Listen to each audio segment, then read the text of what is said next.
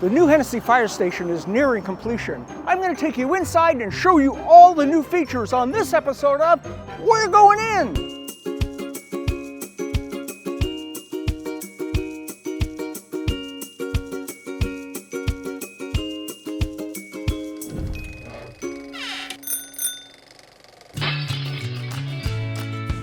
Construction on the new Hennessey Fire Station is moving along ahead of schedule and should be completed soon. But I think it's important to know how we got here. The Hennessey Fire Department was organized shortly after the original town site was established in the late 1800s. The early department consisted of a few volunteers and a fire hose permanently attached to the water system, and it was located in the 300 block of South Main in the current location of the Hennessey Water Department building. The volunteers soon realized they needed a better way to move water. Hello? And a chemical cart was purchased that they pulled the fires by hand.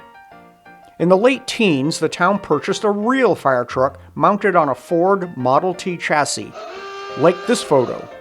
It was kept in a garage at the old town hall where Memorial Park is now located. Over the next 30 years or so, the department had several different trucks. But in 1962, a bond issue was passed, which was used to build a new fire station and jail on East 2nd Street. Hey!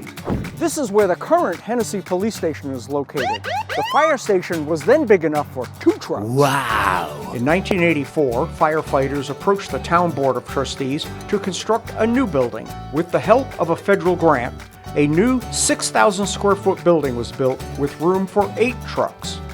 And this brings us to today. The original part of the station is about 6,000 square feet. This new addition is adding another 6,000 square feet, doubling the size of the station. There are many reasons for this addition, but the biggest one is this high bay. So right now we are in the new high bay, which is for purposes of future ladder truck. This is not so much of a want, but a need. Over the years, this department has worked really hard to lower insurance rates in Hennessey by constantly improving response times and equipment. Hennessey has grown over the past few years, and that has us facing another challenge. Hennessey now has more than 6 structures that exceed the square footage requiring an aerial ladder truck.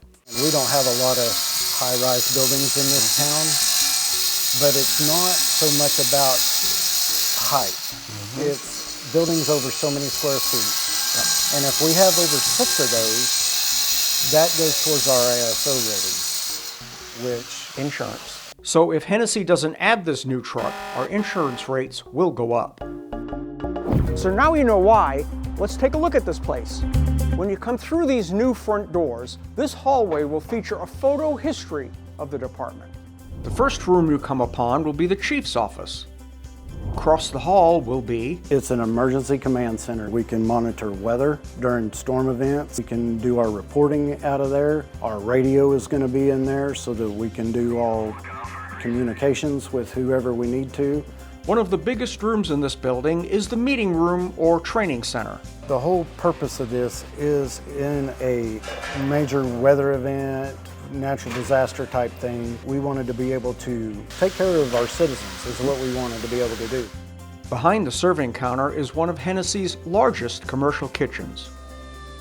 A major part of being a firefighter is the ongoing training and certifications. I want to be able to host more OSU certified trainings. I want to be able to invite other people from other communities to our community to come here for the purpose of trainings.